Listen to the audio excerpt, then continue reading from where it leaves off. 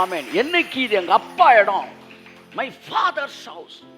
He didn't say the father's house, he didn't say father's house, he said my father's house.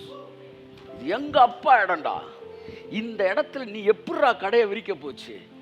இந்த ஆலயம் எங்க அப்பாவோட இடம் அப்படின்னு. நான் கேட்கிறேன், உங்கள் சரீரம் தேவனுடைய ஆலயமாய் இருக்கு.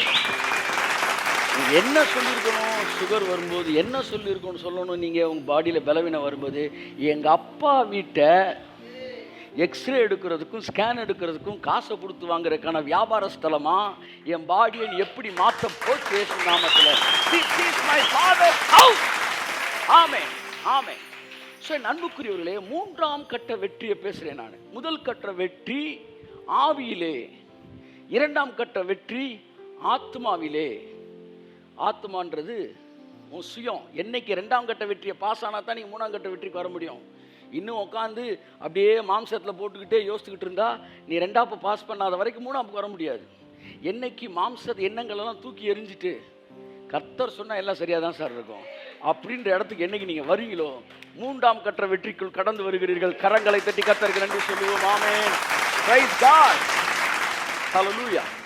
என் அன்பான தேவனுடைய பிள்ளைகளே, ஸோ இந்த மூன்றாம் கட்ட வெற்றி என்பது சரீரத்தோடு சம்பந்தப்பட்டது, அதாவது விசிபிள் வேர்ல்டோடு சம்பந்தப்பட்டது. ரெண்டாம் கட்ட வெற்றி என்பது உங்கள் மைண்டோட சம்பந்தப்பட்டது. இங்கே என்னைக்கு நீங்கள் குழப்பத்தெல்லாம் விட்டுட்டு, இல்லை மாம்ச எண்ணத்தை விட்டுட்டு, வைராக்கியத்தை விட்டுட்டு, பெருமையை விட்டுட்டு, அகராதித்தனத்தை விட்டுட்டு, வந்து உட்காந்து யோசிக்கிறத விட்டுட்டு, தீமையானவர்களோடு காம்பினேஷனை போட்டு அவன் சொல்கிறத உட்காந்து வெத்தலையை போட்டு கேட்டுட்டு, அப்புறமேட்டு இங்கே வந்து அதே ஞாபகத்தில் உட்காந்து இது எல்லாத்தையும் விட்டுட்டு ஒரு குழந்தையை போல கைத்தட்டுங்க. நீங்கள் கடவுளுடைய வார்த்தையை நம்ப ஆரம்பிக்கிறீங்களோ அன்னைக்கு ரெண்டாம் கட்ட வெற்றியை நீங்கள் அடைந்து விட்டீர்கள். உங்கள் சோல் கண்ட்ரோலுக்குள்ளே வந்துருச்சு. அடுத்து உங்கள் பாடியில் டிரான்ஸ்ஃபர்மேஷன் நீங்கள் பார்க்க ஆரம்பிக்கிறீங்க. ஸோ மகாபரிசு ஸ்தலத்தில் தேவன் இருந்ததுனால இயேசு சொன்னார், இது எங்கள் அப்பா வீடு, நீ இந்த இடத்த மார்க்கெட் பிளேஸாக மாற்றக்கூடாதுன்னு சொல்லி சுத்தம் பண்ணிட்டார். இயேசு சிலுவையில் அறையப்படுறதுக்கு முன்னாடி பிதாவுக்கு வீடுன்னு எது இருந்துச்சுன்னா அந்த ஆலயத்தில் மகாபரிசு ஸ்தலம் தான் இருந்துச்சு. எங்கே? அதுவும் ஸ்க்ரீனுக்கு உள்ள. ஆனால் இயேசு சிலுவைக்கு போய் எல்லாம் முடிந்தது அப்படின்னு சொல்லி இந்த மூன்று வெற்றியையும் அவர் சுதந்திரித்த போது, ஒன்று, அவர் சிலுவையிலே சாத்தானின் தலையை நசுக்கினார். 2, என் சித்தம் அல்ல, அவர் சாத்தானின் தலையை நசுக்கிய போது விக்டரி ஓவர் த ஸ்பிரிட்டு. அடுத்து, என் சித்தம் அல்ல உம்முடைய சித்தத்தின்படி ஆகட்டும் ஆண்டவரே, நீங்கள் பார்த்து எது செஞ்சாலும் நல்லதாக தான் இருக்கும் அப்படின்னு சொன்னாரோ அன்னைக்கு சோலில் செல்ஃபை அழித்து சோலில் வெற்றி பெற்றார். அவர் ரத்தம் எப்பொழுது பெருந்துளிகளாய் தரையிலே விழுந்ததோ அப்போ இந்த உலகத்தின் மீது அவர் ஜெயம் எடுத்தார். இந்த 3 வெற்றியும் அவர் சிலுவையில் பெற்று முடிந்ததுன்னு சொன்னப்போ பிதா ஸ்க்ரீனை கிழிச்சிட்டார். அது கீழ் தொடங்கி மேலாக கிழியவில்லை, மேல் தொடங்கி கீழாய் கிழிந்தது. அதற்கு காரணம், அதுக்கு அர்த்தம் என்னவென்றால், அந்த ஸ்க்ரீனை மனுஷன் கிழிச்சிருந்தானா கீழேருந்து மேலே கிழிச்சிருப்பான். அது மனிதன் கிழித்ததல்ல, தேவன் கிழித்தது, மேலிருந்து கீழாக கிழித்தார். எதுக்கு ஸ்க்ரீனை கிழிச்சாரு? வெளியே வந்துட்டாரு. ஐயா, நீங்கள் மகாபரிசு ஸ்தலத்தில் இருக்கிறாள், எதுக்கியா வெளியே வந்துட்டீங்க? உலகம் மோசமாக இருக்குது, நீங்கள் உள்ளே இருந்தீங்க வெளியே வந்தீங்கன்னா, என்னைக்கு என் பிள்ளை ரத்தம் சிந்தினாரோ அன்னைக்கே இந்த பூமியோட ஒவ்வொரு ஸ்கொயர் ஃபீட்டும் மகாபரிசு ஸ்தலமாக மாறிவிட்டது. என்றைக்கு ரத்தம் சிந்தினாரோ இந்த பூமியிலே அன்றைக்கு இந்த உலகத்தின் ஒவ்வொரு ஸ்கொயர் ஃபீட்டும் மகாபரிசு ஸ்தலத்துக்கு இணையான ஒரு பரிசுத்தமுடைய இடமாக மாறிவிட்டது.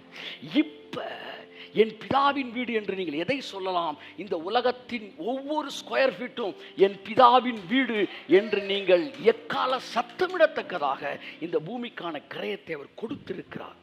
அப்ப இந்த உலகத்தோட இயேசு பிதாவாகிய தேவன் ஸ்கிரீனை விட்டு வெளியே வந்த பிறகு, நல்லா கவனிங்க, இந்த உலகம் பரிசுத்தமானனால வெளியே வந்துட்டார். இந்த உலகத்தை எல்லா பகுதிகளும் பிதாவின் வீடாகவே மாறிடுச்சு. இப்போ நான் சரீரம்ன்ற டெம்பிளை தாண்டி இந்த உலகமே அவரோட டெம்பிளாக மாறிடுச்சு. இதோ மனுஷர்கள் மத்தியில் தேவாதி தேவன் வாசம் செய்கிறார் இந்த இடத்துக்கு வந்துட்டார். இப்போ இந்த உலகம் பிசாசுதுன்னு நீங்கள் சொல்லவே கூடாது. இனி இந்த உலகத்தில் வந்து நல்ல நீதிமான்லாம் வாழ முடியாது சார், அப்படி சொல்ல முடியாது. நீங்கள் சொல்லலாம், சிலுவையில் இயேசு சாகிறதுக்கு முன்னாடி சொல்லலாம். என்னைக்கு அவர் செத்துட்டாரோ அதுக்கப்புறம் இந்த பூமியில் வாழ்கிறதுக்கு ஒரே தகுதி நீதிமானுக்கு மட்டும்தான் இருக்கு. இந்த பூமியில் பணக்காரனாகிறதுக்கு ஒரே தகுதி, கையை தட்டுங்க சார், நீதிமானுக்கு மட்டும்தான் இருக்கிறது. இந்த பூமியிலே ஆரோக்கியமாய் வாழ்வதற்கான தகுதி நீதிமானுக்கு மட்டும்தான் இருக்கிறது. அவருடைய நாட்களிலே துன்மார்க்கன் அல்ல, நீதிமான் செழிப்பான். ஸோ நான் ஒரு நீதிமான் என்கிறபடினா இந்த உலகத்தில் இந்த காலகட்டம் எங்களுடைய காலகட்டம். இனிமே தேவன் செய்ய போகிற வேலை என்னன்னா, புறஜாதிகளுடைய டேபிளை எல்லாம் என்ன செய்ய போகிறாரு? தூக்கி விட போகிறாரு. இனி உலகத்தான் பண்ணுற பிஸ்னஸ் எல்லாம் தூக்கி விட போகிறாரு. இனி wicked people who are connected with witchcraft, who are connected with satanism, who are connected with magician, அவன் எவ்வளவு பெரிய ட்ரில்லியனராக இருந்தாலும் சரி, இந்த நாட்கள் அவனுடைய டேபிளை தேவன் புரட்டி போடுகிற நாட்கள், தன்னுடைய பிள்ளைகளை நிலைப்படுத்துகிற நாட்கள். பிதாவின் வீடு சுத்தமாகி கொண்டிருக்கிற நேரம். இப்பொழுது இந்த உலகத்தை கைப்பற்றுகிற நேரத்திற்கு கடந்து வந்தோம். That is what the third phase of victory, மூன்றாம் கட்ட வெற்றி, இந்த உலகத்தை ஜெயிக்கிற வெற்றி. பிசாசை குறித்த பாருங்க செய்திகள் எல்லாம் போயிடுச்சு, அதுக்கெல்லாம் ஃபேமஸ் இல்லை. பிசாசை பற்றி எத்தனை வகையான ஆவிகள், அதெல்லாம் முடிஞ்சிச்சு சார். ஏன்னா பிசாஸ் என்பவன் எண்ணமற்று போனான். வேதம் சொல்லுகிறது, இனி விக்கிரகங்களை குறித்து நீ நினைக்கிற நினைவுகளும் அதை குறித்து பேசுகிற பேச்சும் இருக்காது என்ற இடத்துக்குள்ளே நாம் வந்து விட்டோம். கையத்தட்டு கையத்தட்டு. ஆனால் வேர்டு உள்ளே போக போக சத்தியத்தை அறியும் போது சோல் டிரான்ஸ்ஃபார்மேஷன், ஸ்பிரிட் ஆஃப் காடோட கனெக்ட் பண்ணுறது பாடி டிரான்ஸ்ஃபார்மேஷன், இயேசுவை ஏற்றுக்கொள்ளும் போது ஸ்பிரிட் டிரான்ஸ்ஃபார்மேஷன். ஸோ பாருங்கள், வேர்ட் ஆஃப் காடை உண்மையாக உத்தமமாக வார வாரம் கேட்டு அதை ரிசீவ் பண்ணுறவனுக்கு சோல் டிரான்ஸ்ஃபார்ம் ஆகிடும். இப்போ அவனை தேர்ட் ஃபேஸு கொண்டு வர்றாரு. மகனே, அடுத்து நம்ம வேலை இந்த பூமியை கேப்சர் பண்ணன்றா. ஏன்னா இந்த பூமிக்கான கரையத்தை நான் கொடுத்துட்டேன். இனி இந்த பூமியில் நீ சக்ஸஸ்ஃபுல் மேனாக இருக்க போகிற. இப்போ வந்து வேறு கவர்மெண்ட் வந்துருச்சு. இந்த கவர்மெண்ட்டில் யார் ஜெயிக்கலாம்னா, உண்மையும் உத்தமம் உள்ளவனும் நீதி உள்ளவனும் நீதிமானும் ஜெயிக்கிற காலம். பொய் சொல்கிறவங்களாம் லட்சாதிபதியாக இருந்தால், நான் சொல்கிறேன் உண்மை சொல்லி பிஸ்னஸ் பண்ணுறவங்களாம் கோடீஸ்வரனாய் மாற நேரம். God is going to overturn the tables of the secular or Gentile trillionaires, businessman. இவங்க டேபிளெல்லாம் தூக்கி விட போகிறார் தேவன். பர்பஸாக செய்வாராம் சார் கர்த்தர்.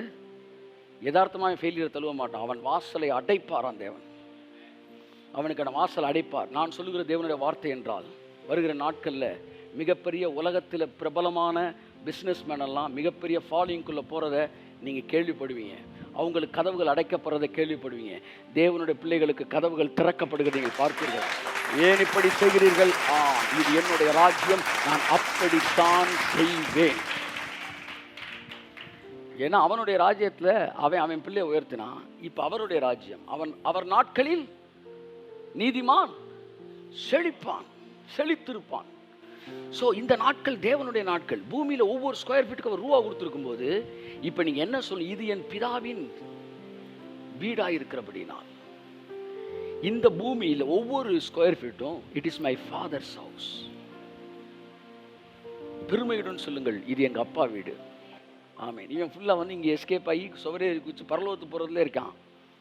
அது வந்து ஒரு மிகப்பெரிய வஞ்சனையான ஒரு என்னது போதனை. பரலோகத்துக்கு போகிறதுக்காக தேவன் நம்மளை அழைக்கலை. பூமியில் அரசாளும்படி தேவன் நம்மளை அழைத்திருக்கிறார். பூமி ரொம்ப ஒரு முக்கியமான இடம் சார். ஆமாம், பரலோகம்தான் தாய் வீடு. கல்யாணம் கட்டி கொடுத்த பிறகு தாய் வீட்டுக்கெலாம் போகக்கூடாது. ஆமாம், கல்யாணம் கட்டி கொடுத்த பிறகு பூந்த வீடு தான் முக்கியம். ஆமாம், நம்ம அப்பா வீடு பரலோகமாக இருந்தாலும் இயேசு என்கிற மணவாளனை திருமணம் பண்ண பிறகு இந்த பூமியிலே அரசா. ஆமாம் ஆமாம், சில வசனங்களை வாசிக்க விரும்புகிறேன். வெளிப்படுத்தல் 5:10. எங்கள் தேவனுக்கு முன்பாக எங்களை ராஜாக்களும் ஆசாரியர்களும் ஆக்கினீர். நாங்கள் பூமியிலே அரசாளுவோம் என்று புதிய பாட்டை பாடினார். மறந்துடவே கூடாது. வெளிப்படுத்தல் 5:10. ஆமாம், என்ன சொன்ன? வெளிப்படுத்தல் 5:10. ஈசை ஞாபகத்தில் வச்சுக்காங்க. அவர் எங்களை ராஜாவாக மாற்றிருக்கிறாரு. எதுக்கு ராஜாவாக மாற்றிருக்கிறாரு? எஸ்கேப் ஆகிற ராஜாவா? ஆளுகை செய்கிற ராஜா. ஆமாம், ஆகவே நீங்கள் ஆளுகை செய்யும்படி அழைக்கப்பட்டிருக்கீர்கள். அது எதை ஆளணும்? பரலோகத்தை இல்லை. பைபிள் தெளிவாக சொல்லுது.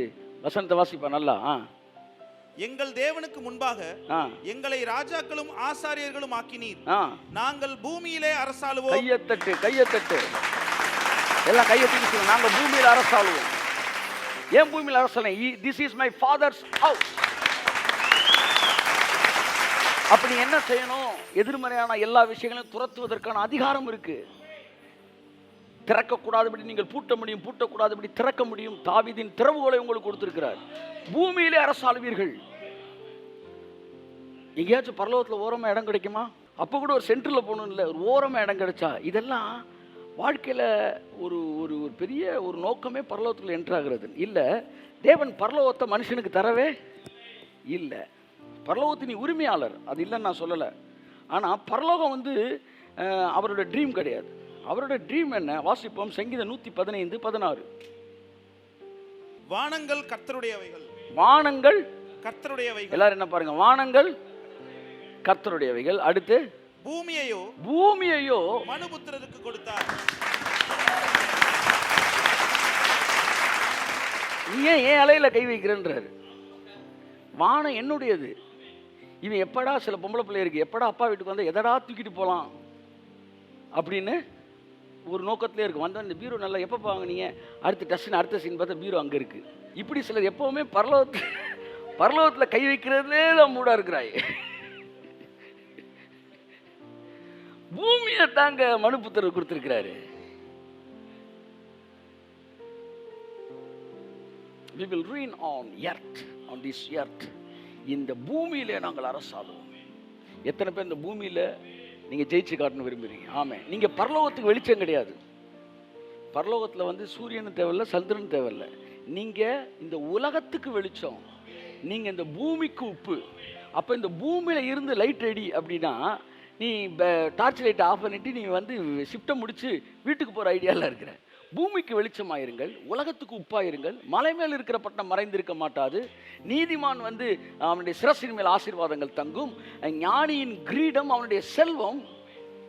ஸோ நீங்க இந்த பூமியில தேவன் உங்களோடு கூட இருக்கிறார். வெளிச்சம்னா என்ன சார் அர்த்தம்? ஒருத்தன் குழப்பத்திலே இருக்கிறான் சார், பாதை இதுவா அதுவான்னு தெரியல, இருட்டுக்குள்ள இருக்கிறான். லைட் அடிச்சோன்னா இதுதான் சார் பாதை அப்படின்னு போயிடுறான். அப்படித்தான் ஒருத்தர் குழப்பத்தில் இருக்கான், இது கடவுளா அது கடவுளா அது கடவுளா குழப்பத்தில் இருக்கான். நீ போய் நிப்ப பாரு, உன் வாழ்க்கையை பார்த்த உடனே இதுதான்டா கடவுள் அப்படி முடிவு வரான். குழப்பத்தில் இருக்கிறவருக்கு வாழ்க்கை ஒரு வெளிச்சமாக இருக்க வேண்டும். உன் வாழ்க்கையில் இருக்கிற உயர்வுகள், வாழ்க்கையில் இருக்கிற ஐஸ்வர்யம், நீ தொடுகிற காரியங்கள், செழிப்பு, அதுல வெற்றி, இவர்களை பார்க்கும்போது மெய்யாகவே இவர்கள் தேவனே, பூமி அனைத்துக்கும் தேவனா இருக்கிறார் என்கிற முடிவுக்கு வரான். அந்த முடிவுக்கு நான் வரணும். அவனுக்கு அந்த முடிவுக்கு கொண்டு வரதுக்கு நான் ஒரு லைட்டா இருக்கணும். My life, my success will be the light of this world.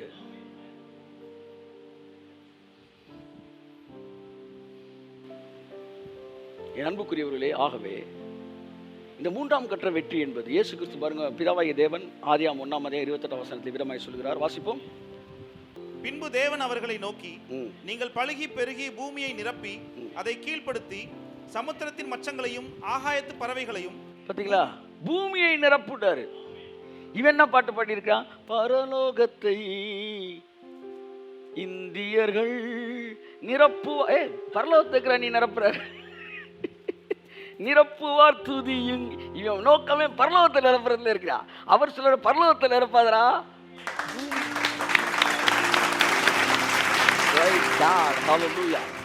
நமக்கு தேவன் கொடுத்திருக்கிற டார்கெட் இந்த பூமியை அரசாலும் பிடிக்க. ஏனென்றால் பூமி தேவனுடைய வானத்தின் வாசல். அதை நீங்க மறந்துடவே கூடாது. இது வானத்தின் வாசல். ஸோ பிசாசே பூமியை தான் டார்கெட் பண்ணான். ஏன்னா அவனுக்கு தெரியும், பூமியை டார்கெட் பண்ணா ஹெவனுக்கான கனெக்ஷன் இங்கே தான் இருக்குன்னு. நீ ஹெவன்றதை நீ ஒன்று நினச்சிக்கிட்டு இருக்கீங்க, அது வேற பிளானட்னு நினச்சிக்கிட்டு இருக்கீங்க. அதுதாங்க பிரச்சனையே. அதுதான் பிரச்சனையே. ஹெவன் வந்து வேற பிளானட்னு நினைக்கிறதுனால தான் இங்கேருந்து வெளியே தவிரலான்னு பார்க்குறான். தவி நேரம் புளுட்டோல் விழுந்துடாத. Heaven it is not a different separate planet. It is the another dimension of earth. கையை தட்டு.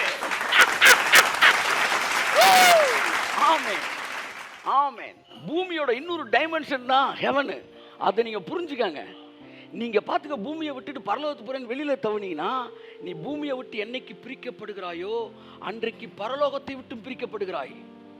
யா, the visible dimension எர்த்து, அப்படி இன்விசிபிள் டைமென்ஷனுக்குள்ள நீ வந்தினா, ஸ்பிரிச்சுவல் டைமென்ஷன்ல வந்தா அதுதான் ஹெவன்.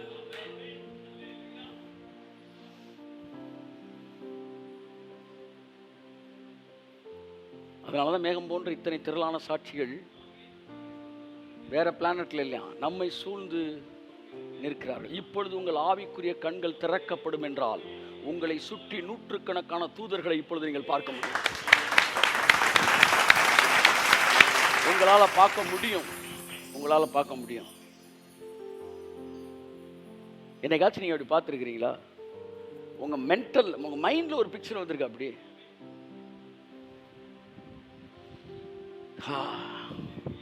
Praise God.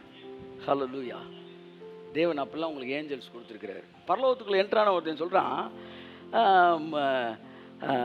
இயேசு கிறிஸ்து கூட்டு போறாரு. 8 வயதில் அவன் வந்து 8 வயதுலேருந்து பலமுறை ஹெவன் விசிட்டேஷன் நடந்திருக்கு. ஹெவன் நீ பேரடைஸ் எடுத்து எதனா நடத்தின மாட்டேன். அப்போ அவர் கூட்டு போகிறாராம். போகும்போது அவனுக்கு தெரிந்த நபர்களை அவர் பார்க்குறாரு, மரித்தவர்களை பார்க்குறாரு. அதில் ஒரு வீட்டில் இருக்கும்போது அந்த வீட்டுக்கு அவர் கூட்டு போகும்போது வாசல்லேருந்து கதவை தட்டுறாராம். அவன் என்ன எழுதுறாரு அந்த ஊழியக்காரு, அந்த முழு பரலோகம் அவர் இதுங்க, ஆனால் அவர் ஒரு வீட்டுக்குள்ளே போய் கதவை தட்டிட்டு வெளியுமே கம்யூனிகேட் நிற்கிறாருன்னா பரலோகத்தோட கல்ச்சரை பார்த்து நான் மிரண்டுட்டேன் அப்படின்றான். பரலோகம் எப்படி ஒரு கல்ச்சரில் போயிட்டுருக்கு, அதாவது த கிங்டம் எப்படி இருக்குது அப்படின்ற பார்க்கும்போது எனக்கு அவ்வளவு ஆச்சரியமாக இருந்தது. தேவன் கொஞ்சம் யோசிங்க, அவர் அவ்வளவு வந்து ஒரு பூரணமானவர். இப்போ உங்கள் கண்ணு திறந்துச்சுன்னா உங்கள் பக்கத்தில் உங்களுக்கான ஏஞ்சல்ஸை நீங்கள் பார்க்க முடியும். சரி, உங்கள் மனக்கண்கள் திறக்கலை, உங்கள் இமேஜினேஷனுக்கு வாங்க. இமேஜினேஷனில் இல்லாத பாம்பு வர மாதிரி பார்க்குறீங்க, வந்து இமேஜினேஷனில் திடீர்னு ஒரு கருப்புருவம் வந்தால் எப்படி இருக்கும் அப்படின்னு பார்க்குறீங்க. உண்மையிலே விஷனில் நீ பார்க்கல, ஆனால் இமேஜினேஷனில் பார்க்குற. கர்த்தர் சொல்கிறாரு, இல்லாத ஒன்று இமேஜினேஷனில் நீ பார்க்குறீல்ல, அதை கூட ஏன் பாசிட்டிவான விஷயங்களை நீங்கள் இமேஜினேஷனில் பார்க்க மாட்டேன்றீங்க? அதான் சொன்னால் விழுந்து போன மனது அப்படின்றான். நான் சொல்கிறேன் மறுரூபம் அடைந்த மனது. ஸோ நண்புக்குரியவர்களே, இந்த உலகம் இன்னொரு dimension, it is connected with அதுதான் ஹெவன். அப்படி தான் வந்து பூமியை படைச்சாரு. இங்கே பாருங்களேன், ஒன்றுமே இல்லை. இப்போ நீங்கள் வந்து ரட்சிக்கப்பட்ட உடனே உங்கள் ஸ்பிரிட் தேவனோட கனெக்ட் ஆகி நீங்கள் பரலோகத்தை அனுபவிக்க ஆரம்பிக்கிறீங்க. நீங்கள் பாவம் செய்யும்போது தேவனிட்டு துண்டிக்கப்படுகிற மனநிலையில் நீங்கள் இருக்கும்போது பாவம் செய்த உடனே அந்த இம்மீடியட்டாக நீங்கள் தேவனுடைய ப்ரெசன்ஸை மிஸ் பண்ணுறீங்க. இப்போ ஒரு பெரிய பிளானட்லேருந்து நீங்கள் ட்ராவல் பண்ணி நீங்கள் வரல, இங்கேருந்தே தான் நீங்கள் அந்த 2 ஃபீலையும் நீங்கள் உணர்றீங்க. இதே உலகம் இப்போ உங்களுக்கு பரலோகமாக இருக்குது. நீங்கள் வீட்டுக்கு போனோன்னு இல்லை, சில நேரம் இதே உலகம் நமக்கு என்ன செய்யுது, நரகமாக தெரியுது. 4 வயசு, ஒருத்தனுக்கு நரகமாக இருக்குது, ஒருத்தனுக்கு பரலோகமாக இருக்குது. அதுதான் அதை நீங்கள் புரிஞ்சுக்கணும். முதலாவது, நீங்கள் பூமியை விட்டு எஸ்கேப் ஆகுன்ற மைண்ட் செட்டை முடிங்க. இயேசுவின் நாமத்தில். ஒருவன் தன் காண்கிற சகோதரனை நேசிக்காவிட்டால் காணாத தேவனை எப்படி நேசிப்பான் என்று இருக்கிறது. இந்த பூமி பிதாவுடைய வீடு, it is my father's house. அதனால தான் நியூ ஜெருசலேம் இறங்கி வருது அப்படின்னு பார்க்குறோம். இறங்கி வருது, நம்ம ஏறி போல. 2வது வந்து இதோ மனுஷர்கள் மத்தியில் தேவனுடைய வாசஸ்தலம் இருக்கிறது. அப்போ தேவன் மனுஷர்கள் மத்தியிலே வாசம் செய்ய கடந்து வந்துட்டார். அப்போ தேவன் வந்துட்டார்னா பரலோகம் ஏன் பரலோகம் சொல்லுங்க? பரலோகம் ஏன் பரலோகம்? அங்கே தூதர்கள் இருக்கிறனாலயா? அங்கே பிதா இருக்கிறனால அது பரலோகம். அப்போ பூமிக்கு பிதா வந்துட்டார்னா அப்போ பூமி தான் பரலோகம். ஏன்னா தேவன் எங்கே இருக்கார், அதான் என் பரலோகம். தேவன் இருக்கிற இடம் தான் பரலோகம். நீ தேவனை விட்டுட்டு கொஞ்சம் தலையை குனிங்கன்ட்டு அங்கிட்டு பரலோகத்தை எட்டி பார்த்துக்கிட்டு இருக்கான். அவர் என்ன குனியை விட்டு பின்னாடி பார்த்துக்கிட்டு இருக்கிற? அப்பா இருக்கிறது தான் பரலோகம். என் அன்புக்குரியவர்களே, பிதாவோடு இணைக்கப்பட்ட வாழ்க்கை இந்த பூமியை பரலோகமாய் மாற்றுகிறது. நான் உங்களுக்கு சொல்லுகிறேன், இந்த நாளிலிருந்து இந்த உலகத்தின் ஒவ்வொரு ஸ்கொயர் ஃபீட்டும் பிதாவுடைய வீடாக இருக்கிறது. என்றைக்கு நீங்கள் இது என்னுடைய பிதாவின், this is my father's house அப்படின்ற புரிஞ்சுக்கிட்டீங்களோ, உங்கள் சரீரத்தை என்னைக்கு ஃபாதர்ஸ் ஹவுஸ்ன்னு புரிஞ்சுட்டீங்களோ, அதுக்கப்புறம் சுகருக்கும் டிபிக்கும் வந்து காய்ச்சலுக்கும் இங்கே இடம் கிடையாது. இயேசுவின் நாமத்தில் என்னைக்கு உங்க வீட்டை ஃபாதர்ஸ் ஹவுஸ், என்னோட அப்பாவோட வீடு கண்டுபிடிக்கிறீங்களோ, அங்க சண்டை சச்சரவு பிரச்சனைக்கு இடம் கிடையாது இயேசு நாமத்துல. என்னைக்கு உங்க ஆபீஸ இது என் பிதாவின் வீடு என்று நீங்கள் நினைக்கிறீர்களோ, அன்றைக்கு அங்கே நடக்கிற எதிர்மறையான காரியங்கள் விரட்டப்படும் என்று நான் சொல்கிறேன். எல்லாத்தையும் அதிகாரத்தை கையில் எடுங்க. இல்ல சார் இந்த உலகம் அப்படிதான் சார் இருக்கு, எல்லா ஆபீஸ்லயும் இப்படிதான் சார். இல்ல, அது உங்க அப்பாவோட வீடு. உங்க ஆபீஸ்க்காக, அது கவர்மெண்ட் ஆபீஸா இருக்கட்டும், அது வந்து பிரைவேட் ஆபீஸா இருக்கட்டும், அந்த ஸ்தலத்திற்காக, அந்த கவர்மெண்ட், அந்த செக்டாருக்காக, அந்த டிபார்ட்மெண்ட்டுக்காக இயேசு கிறிஸ்து ரத்தத்தை சிந்தி இருக்கிறார். ஆகவே அது உங்கள் ஃபாதர்ஸோட ஹவுஸ். இவனுடைய மனநிலை என்னன்னா, வாடகை கொடுக்காம ஒரு வீட்டில் குடியிருக்கிற மனநிலை தான் இருக்கிறான். ஒன்னு புரிஞ்சுக்காங்க, இது உங்க அப்பா வீடு. பிதாவை கர்த்தரா இயேசு திஸ் இஸ் மை ஃபாதர்ஸ் ஹவுஸ்னு சொன்னப்போ பரலோகத்தை சொல்லல, பூமியில் இருக்க சினகாக தான் சொன்னார். This is my father's house. ஹவுஸ்னா என்ன சார்? ட்வெல்லிங் பிளேஸ். அப்ப அப்பாக்கு எது ட்வெல்லிங் பிளேஸ்? எர்த்து.